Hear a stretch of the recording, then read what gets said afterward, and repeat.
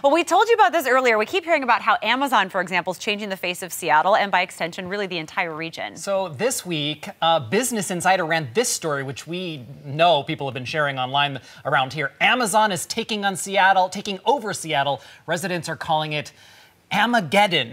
Amageddon. I know. That is frightening, right? It's harsh. Now, while we agree all the new buildings and new employees tied directly to the company matter, we also wanted to dig a little bit further into small and medium-sized businesses and how they impact this place that we call home.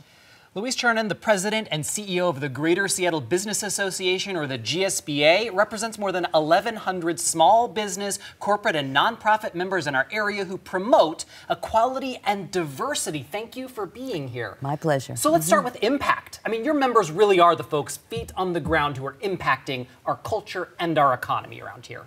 Absolutely. We are one of the oldest LGBT chambers of commerce in the United States, and we are the largest.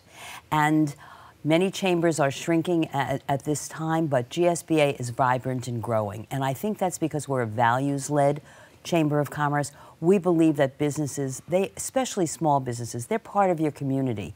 They are the places that hire local people, where they donate to the local nonprofits and organizations. So our organization is really thriving at this time, and we're very excited. We believe and finally, corporations are keeping up with our values. But we started talking about equality as good business 36 years ago.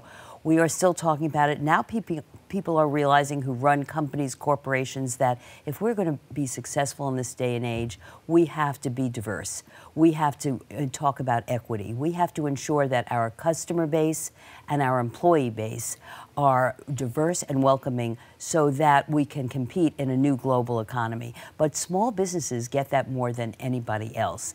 And so we are proud to be a business voice for small business.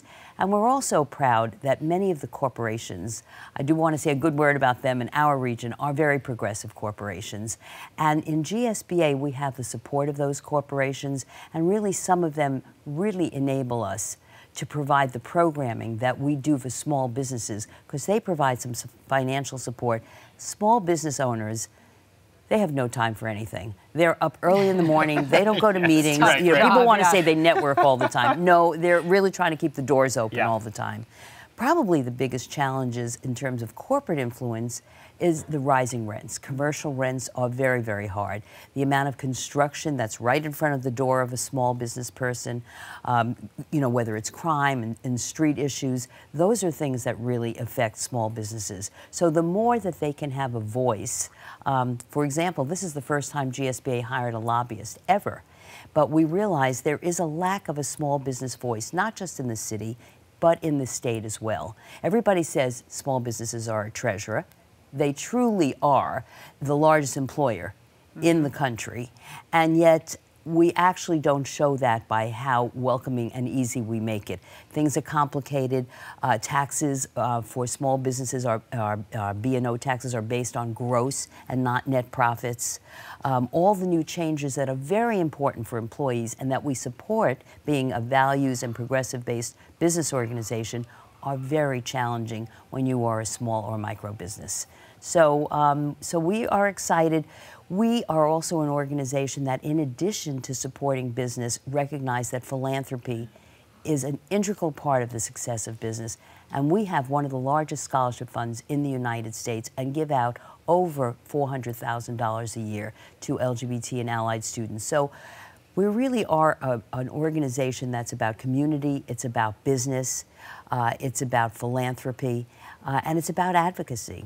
So we see the corporations that are here as partners with us. And this is going to have an impact on the future. Very quickly, where do you see the future of business going because of the diverse impact that you're having on the community? Well, I'm hoping the future of small business is good. And so that's why we have to keep talking to our city council members, our county council members, and our state representatives and federal government to understand that when you make new rules and regulations, and you're a small business owner, you don't have a finance department, you don't have an HR department, and so you don't even know how to implement some of those things. So we have really been going and asking for support from our city and our state to say, help us help the small businesses understand the new laws, the new regulations.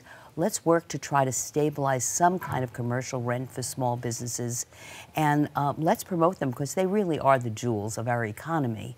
And so we're looking for a good future. We like it. Yeah. And we like everything that you bring to our city and to our region. Louise Turner with the GSBA, largest gay and lesbian chamber of commerce anywhere in North America. Yeah, we think the world. Fabulous. And we are allied too, so we do welcome everybody. Thank you for being here Yeah, this morning. thank We you. appreciate it.